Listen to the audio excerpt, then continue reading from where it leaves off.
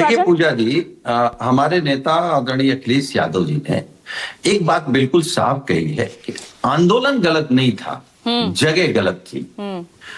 और जो विषय आप लेकर के आए हैं कि कंप्रोमाइज माने समझौता, और हमारे देश के आदरणीय प्रधानमंत्री जी ने एक समझौते किए हैं, सारे तो समझौते कर रहे हैं। अमेरिका से वो कॉम्प्रोमाइज करके, और मिशन सिंदूर में सीज फायर में वो समझौता कर गए। एआई में जहां इतना बड़ा एक गड़बड़ी हुई कि हमारे देश की एक यूनिवर्सिटी चाइना से एक कुत्ता खरीद करके उस पर लोगो लगा रही कि ये हमने बनाया, बाद में बात पकड़ी गई। और मुझे लगता है अगर कांग्रेस का प्रदर्शन वहां नहीं हुआ होता तो आज उसी पर भारतीय जनता पार्टी बेनकाब हो जाती। और देखिए, आप ये कह रही थे कि भाई आप बताइए कि समझौते कहां कहां हुए इस देश में।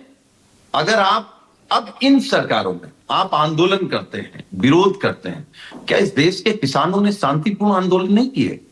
गोली उन पर चली, लाठी उन पर चली, केले उनके लिए लगाई गई। ऐसा तो अंग्रेजी हुकूमत, इनके जो पुराने दोस्त थे वो भी बेचारे नहीं कर पाए थे। यहां किसानों पर गोली, किसान पर इनके मंत्री के बेटे ने थार चढ़ा दी, बेटियों के साथ बलात्कार, बलात्कारी इनके साथ, बेटियां हाथ रस में किस तरीके से जलाई जा रही। क्या समझौता ये परंपराओं और रीति रिवाजों का नहीं था? क्या पिछड़े और दलितों के साथ जो आरक्षण छीना है ये समझौता नहीं था? और समझौता होता है क्या राजनीति में पूजा जी? माननीय प्रधानमंत्री जी जब चुनाव मैदान में आए तो उन्होंने कहा हम बेरोजगारी कम करेंगे, बढ़ गई। इसको आप क्या कहेंगे?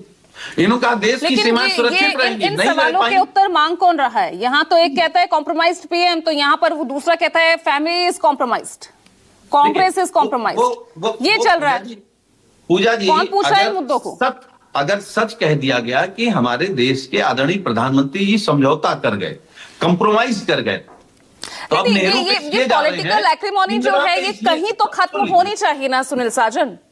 सुन लीजिए, देखिए नेहरू और इंदिरा पे ये लोग इसलिए जा रहे हैं कि इनके पुरखों का इतिहास तो कुछ है नहीं। इनके पुरखों का इतिहास पूछेंगे तो कोई मुखबरी कर रहा था, कोई माफी मांग रहा था, कोई अंग्रेजों के लिए काम कर रहा था, कोई देश के खिलाफ काम कर रहा था, तो अपने किस पुरखे के बारे में बात करेंगे? तो इनका इतिहास बहुत खराब है। और ये जो अपने आने वाली पीढ़ी के लिए इतिहास बना के जा रहे हैं, ये भी वैसा ही इतिहास है।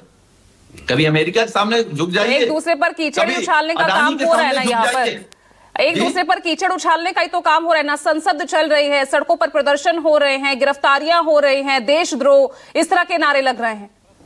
अच्छा एक चीज बताइए पूजा जी, विपक्ष जो होता है वो लोकतंत्र में आईना होता है।